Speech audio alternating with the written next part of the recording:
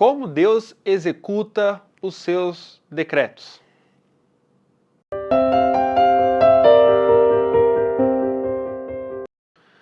Deus executa os seus decretos nas obras da criação e da providência. Hoje eu vou falar com você, baseado então na pergunta de número 8, sobre a maravilhosa providência de Deus. Porque é um dos modos pelos quais Deus executa o seu decreto. Primeiro pelas obras da criação e depois pelas obras da providência. E a providência você tem que entender a partir de 3 aspectos. O primeiro aspecto é a providência vista como a preservação de todas as coisas. Deus preserva todas as coisas. Elas não...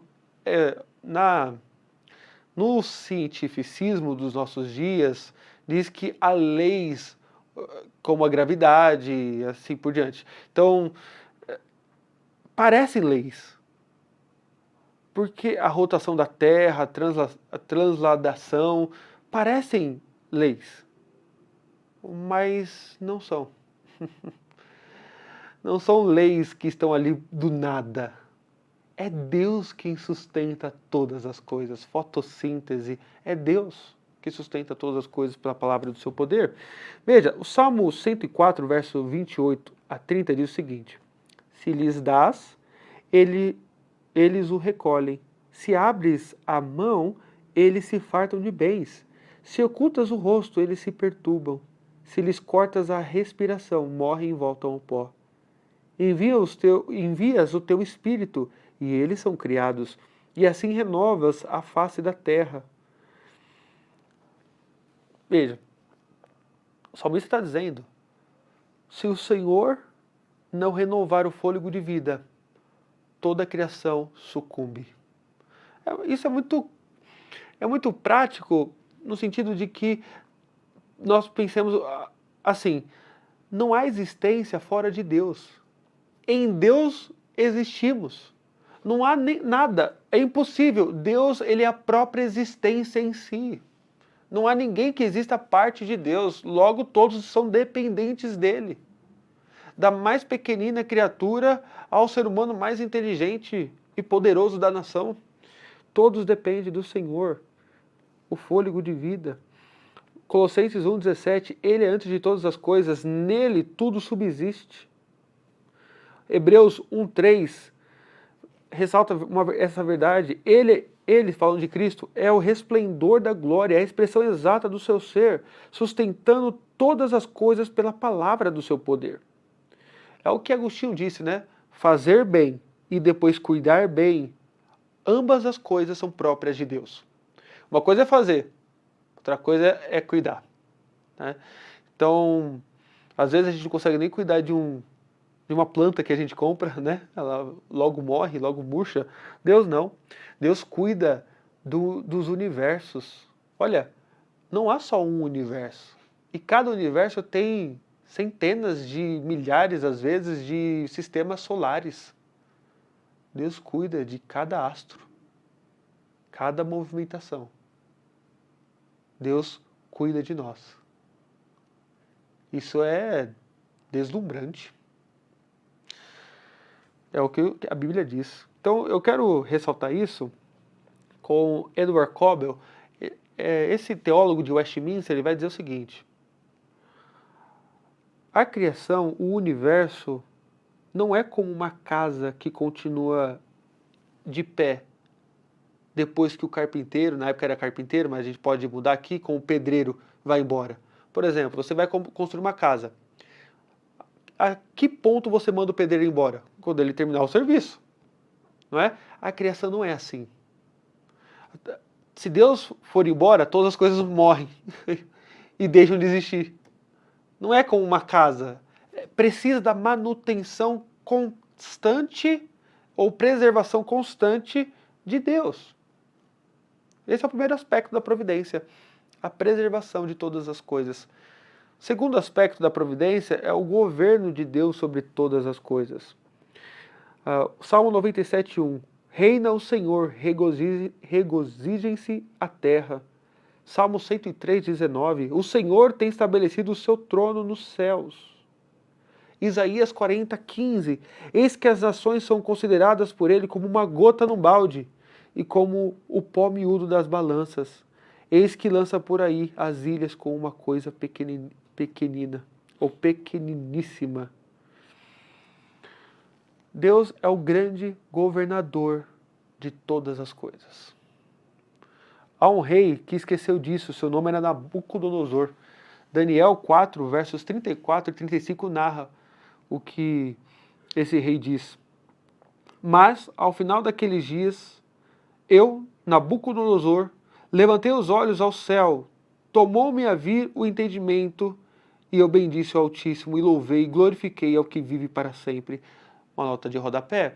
Nabucodonosor ele olhou para a Babilônia um certo dia e falou: eis a grande Babilônia que eu construí.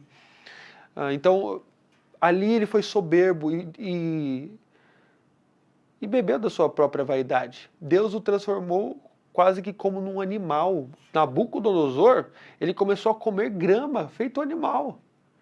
Então, depois ele recobra o entendimento daquela loucura, daquela disciplina de Deus, e ele diz: louvei e glorifiquei ao que vive para sempre, cujo domínio é sempre eterno e cujo reino é de geração em geração. Todos os moradores da terra são por ele reputados em nada. E segundo a sua vontade, ele opera com o exército do céu e os moradores da terra. Não há quem lhe possa deter a mão, nem lhe dizer: que fazes? Veja, o homem mais poderoso do Antigo Oriente Próximo, do mundo antigo, diz isso.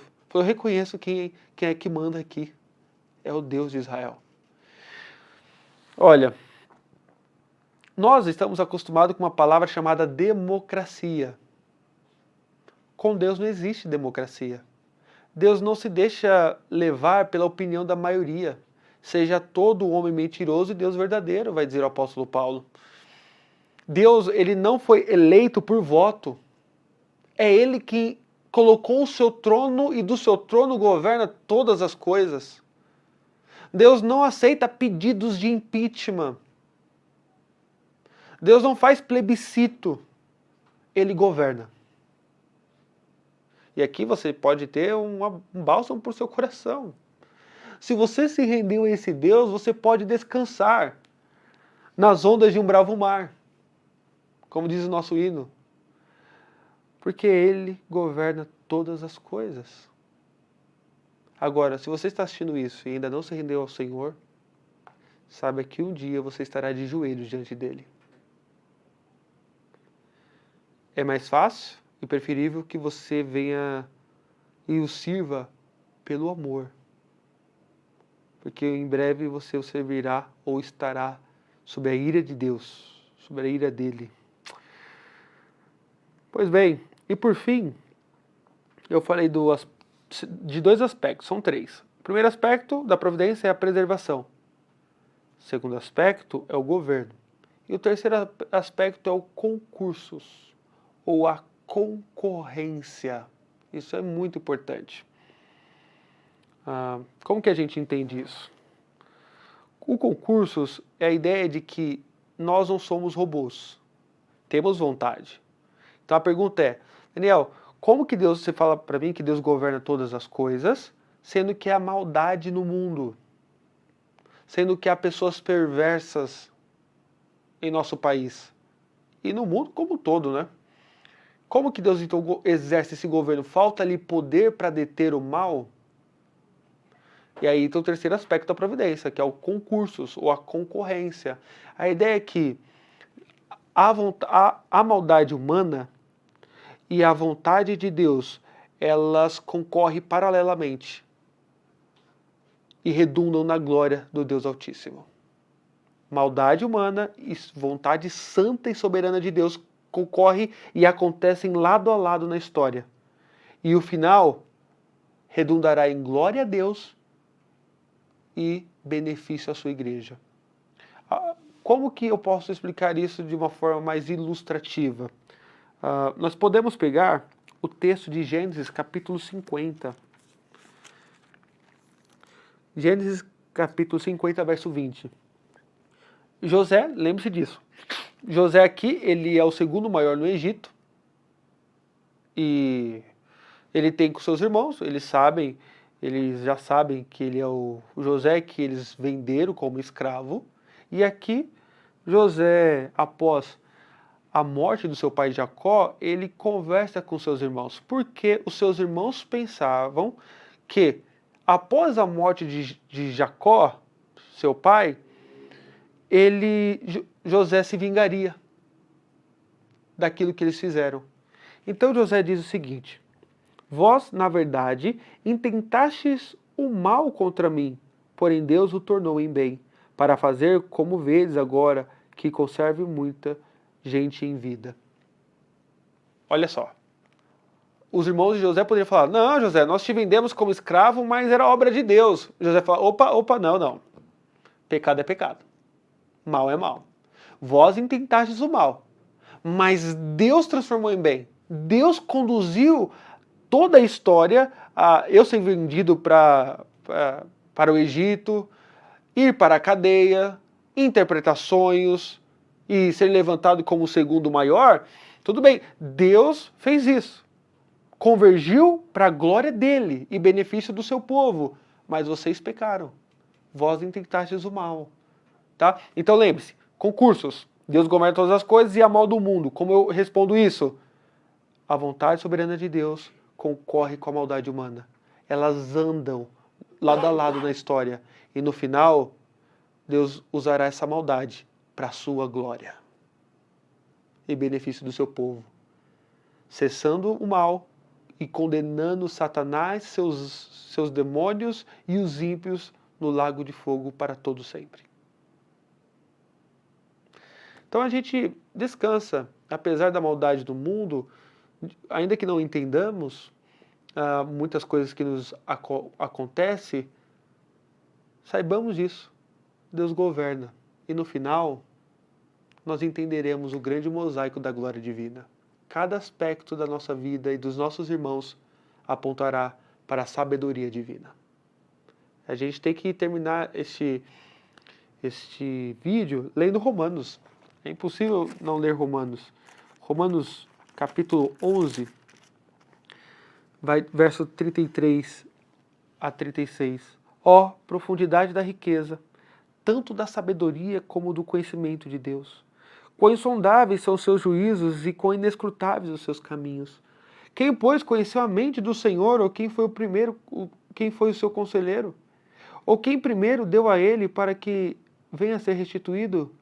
Porque dele, por meio dele, e para ele são todas as coisas. A ele, pois, a glória eternamente. Amém. Se você ficou comigo até esse final de vídeo, eu peço que você cumpra aquela liturgia, curta, compartilhe, inscreva-se.